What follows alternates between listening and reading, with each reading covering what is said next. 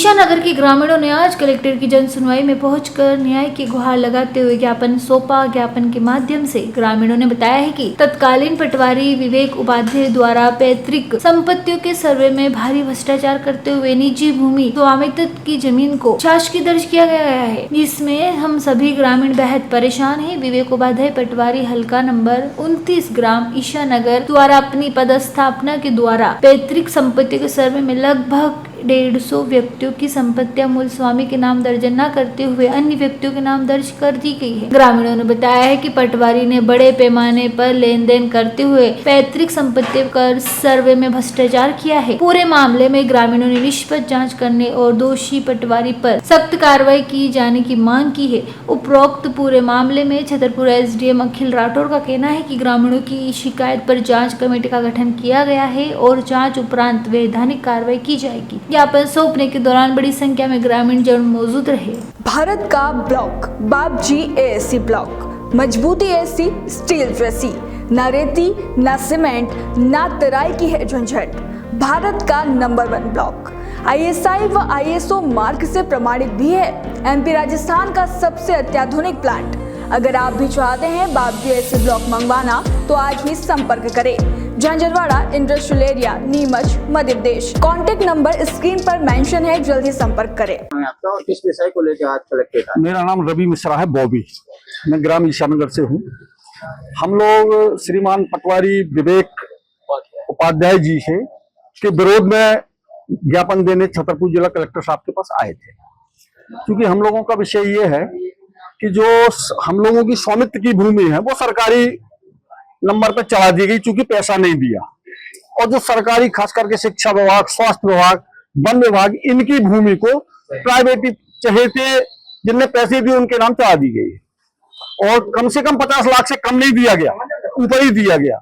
ये श्रीमान आशीष ससादी जी है, इनकी निजी स्वामित्व की भूमि, 50 साल पुराना पट्टा, ग्वालियर रेवेन्यू का पट्टा। तो बात पैसे के चक्कर में 1.5 लाख मांगे, इनने नहीं दिए, दूसरे को दे दिया।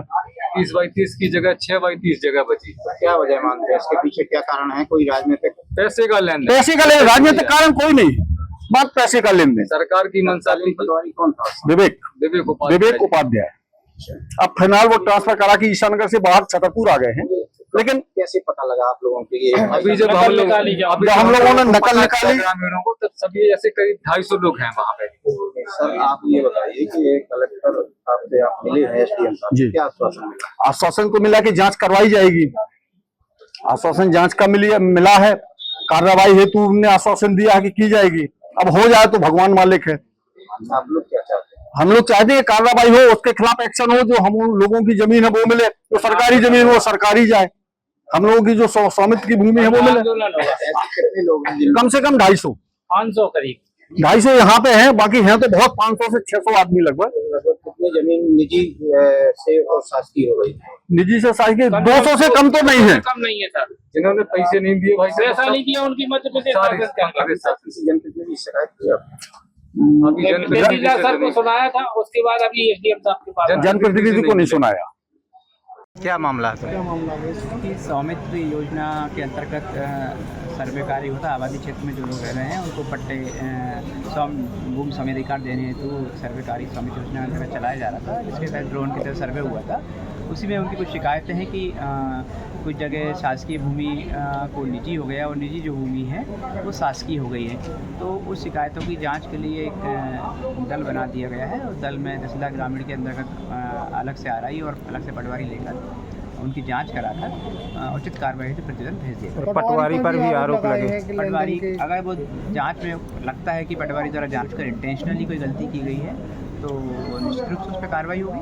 हाँ, और अगर कोई जेन्युइन त्रुटि हुई है तो उसको ठीक किया जाएगा। सर कौन लोग हैं जिन्होंने आवेदन दिया है? ग्रामवासी हैं, नाम तो मैं वाकिफ नहीं हूँ। छतरपुर से भरत यादव की रिपोर्ट।